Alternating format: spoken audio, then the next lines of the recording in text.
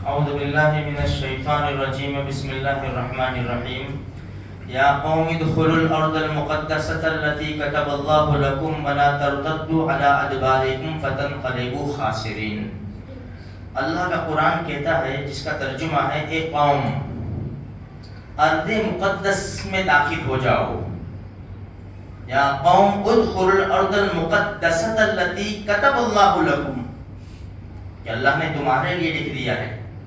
وَلَا تَرْتَدُّوا عَلَىٰ أَدْبَارِكُمْ، پیٹھ پھیر کر نہ جانا، فَتَنْقَلِبُوا خَاسِرِينَ، ورنہ نقصان اٹھانے والوں میں سے ہو جاؤ گے۔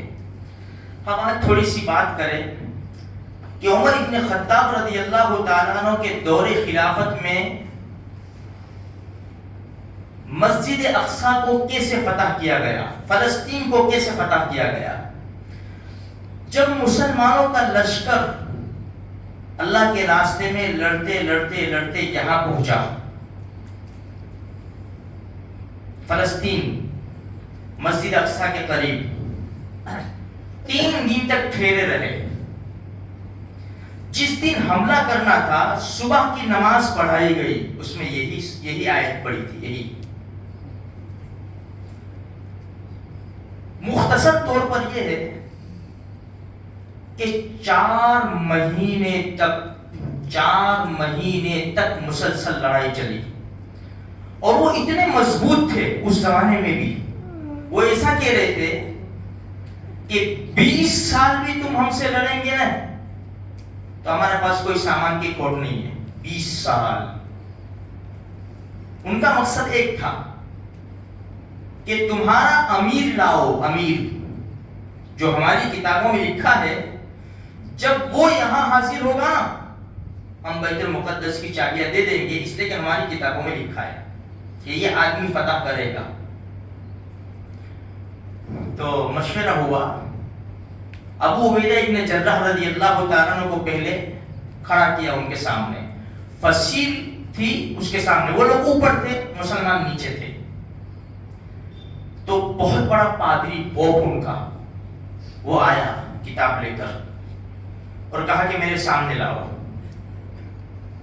جب دیکھا، ایک نظر دیکھ کر اپنی قوم سے کہا، اے میری قوم، وہ نہیں ہے یہ، خوب لڑو ان سے خوب لڑو۔ خالد ابن ولید واپس چلے آئے، یہ ابو عبیدہ ابن جراح رضی اللہ تعالیٰ واپس چلے آئے۔ مسلمانوں کا مشورہ ہوا کہ کیا کریں گے، تو کہا کہ ٹھیک ہے، عمر ابن خطاب کو، امیر المومنین کو خبر دو۔ تو شرحبیل رضی اللہ تعالیٰ فرمایا، ٹھہر جاؤ نا یار، کہاں شام، کہاں مدینہ منورہ، اتنی دور کیسے جائیں گے آئیں گے، امیر المومنین کو تکلیف دینی، الحرب خدۃ، لڑائی میں دھوکہ جائز ہے۔ تو کہا کہ خالد ابن ولید ملتے جلتے آ رہے ہیں عمر ابن خطاب سے، ہم ایسا کریں کل صبح ان کو کھڑے کر دیتے ہیں۔ تو مسلمانوں نے خالد ابن ولید کو تیار کیا اور وہاں میسج پہنچایا کہ بھائی ہمارے امیر آ گئے ہیں۔ تو وہ آئے پھر سے فصیل کے اوپر اور کہا کہ میرے سامنے لاؤ۔ جب سامنے لایا گیا خالد ابن ولید رضی اللہ تعالیٰ کو، اس نے غور سے دیکھا، کہا کہ نہیں، وہ نہیں ہے، اس جیسا ہے۔ اندازہ لگاؤ، وہ نہیں ہے، اس جیسا ہے، اس کو لاؤ ورنہ ہم 20 سال تک بھی تم سے لڑتے رہیں گے۔ اب مسلمانوں نے مشورہ کیا کہ اب کیا کریں۔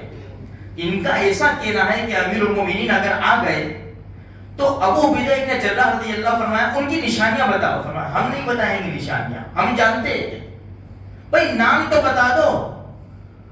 تو اس نے کہا اس کا نام ہوگا عمر اور لقب ہوگا فاروق، بس خلاص۔ اب خط لکھا ابو عبیدہ ابن جراح رضی اللہ تعالیٰ عنہ نے حضرت عمر رضی اللہ تعالیٰ عنہ کو، خط اتنی دور کا سفر، خط لے کر جانا، بھائی یہ خط تیار ہو گیا، مہر لگا دی، بھائی خط کون لے جائے گا؟ تو حضرت میسرہ ابن مسروق فرمایا امیر میں جاؤں گا، میں جاؤں گا۔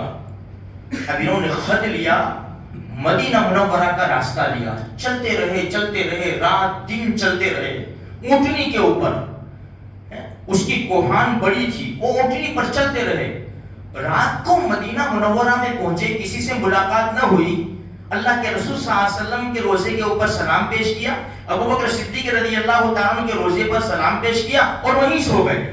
حضرت میسرہ فرماتے ہیں وہیں میں سو گیا۔ صبح میں عمر ابن خطاب نے اندھیرے میں خود اذان دی، امیر المومنین نے خود اذان دی، میری آنکھ کھلی، میں جلدی گیا، وضو کی، نماز پڑھی میں نے، نماز کے بعد جب عمر ابن خطاب محراب سے، امیر المومنین نے نماز پڑھائی، محراب سے اٹھے، میں نے ملاقات کی، جب میں نے ملاقات کی مجھے دیکھ کر کہا رب کعبہ کی قسم میسرہ کیا حالات ہیں شام کے؟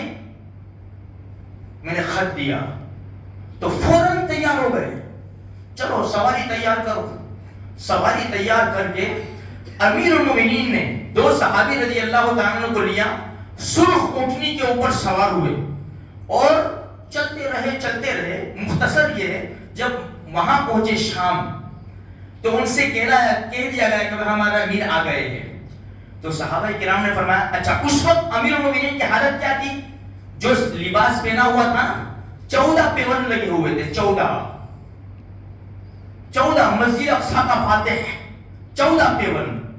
مسلمان اس وقت بہت مال کما چکے تھے، تو سب نے مشورہ کر کے کہا کہ امیر المومنین آپ ایسا فرمائیں آپ کا یہ لباس اتار دیں، سفید لباس پہن لیں، اور آپ کی یہ اونٹنی اس کو چھوڑے، تاتاری نسل کا ایک گھوڑا رومیوں کا وہ پیش کیا عمر ابن خطاب رضی اللہ تعالیٰ عنہ کو۔ سب نے بہت عاجزی کی تو قبول کر لیا، سفید لباس پہنا، تاتاری گھوڑے کے اوپر سوار ہوئے، آگے چلے کہ چھلانگ لگا کے کودے، تم نے تو مجھے ہلاک کر دیا، اللہ تمہاری گستاخی کو، تمہارے گناہ کو معاف فرما دے، میرے دل میں بھی عجب آ گیا، بڑائی آ گئی، اور میں نے اللہ کے رسول صلی اللہ علیہ وسلم سے سنا ہے کہ جس کے دل میں ذرہ برابر بڑائی ہوگی وہ ڈال دیا جائے گا۔ لاؤ وہی میرا پرانا لباس، لاؤ وہی میری پرانی سواری۔ جب پرانی سواری اور پرانا لباس پہن کر، ان کی کتابوں میں وہی لکھا ہوا تھا جب یہ آئے گا تو اس کا لباس ایسا ہوگا، اس کی سواری ایسی ہوگی، ایسا کلر ہوگا، ایسے اس کی جسامت ہوگی۔ جب ان کو کہا گیا کہ ہمارے امیر تشریف لے آئے ہیں تو فرمایا کہ لاؤ ان کو ہمارے سامنے۔ جب عمر ابن خطاب سامنے ہوئے نا، اس نے ایک نظر ڈالی، ایک نظر کے اوپر چیخ پڑا، رومیو اے لوگو بس ان کو دے دو، بس خلاص، یہی ہے وہ محمد رسول اللہ صلی اللہ علیہ وسلم کا ساتھی، صحابی، جس کو عمر ابن خطاب کہا جاتا ہے، عمر فاروق کہا جاتا ہے، اسی کے ہاتھ کے اوپر ہماری بیت المقدس فتح ہو جائے گا۔ اب ہم نہیں لڑ سکتے، ہماری کتابوں میں لکھا ہے، بس دے دو اس کو چابیاں۔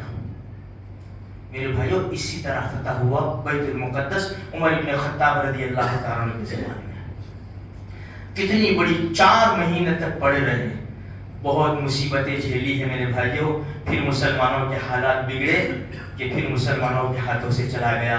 بس بہت بڑی بڑی قربانیاں دے کر آئے ہوئے ہیں صحابہ اللہ کے رسول صلی اللہ علیہ وسلم سے، صحابہ اکرام، بزرگان دین، اولیاء کرام، بہت قربانیاں دی ہیں میرے بھائیوں۔ آج اگر ہم نے قربانیاں چھوڑی ہیں، دیکھو یہ مساجد ہمارے ہاتھوں سے جا رہی ہے، اس لیے ہم اپنے بڑوں کی قربانیاں یاد کرو، بڑوں کی قربانیاں یاد کریں گے تو ہم قربانی دینے والے بنیں گے۔ اللہ تبارک و تعالیٰ بیت المقدس کو ہمارے قبضے میں نصیب فرما دے، مسجد اقصی کو آباد اور آزاد فرما دے، تاکہ ہم بھی جواب دے سکے کہ ہمارے زمانے میں بھی الحمدللہ کچھ نہیں تو ہم نے دعائیں کی تھی، صدقہ کیا تھا، کچھ 2-4 رکعت پڑھ لی تھی، رب العالمین ہم نے بھی تھوڑا سا حصہ لیا تھا۔ ہمارے زمانے میں ہم نے اپنی آنکھوں سے دیکھا کہ مسجد اقصی مسلمانوں کے ہاتھوں میں آ گئی اور وہاں پر نماز ہوئی۔ اللہ ہم کو بھی وہاں نماز پڑھنے کی توفیق نصیب فرمائے۔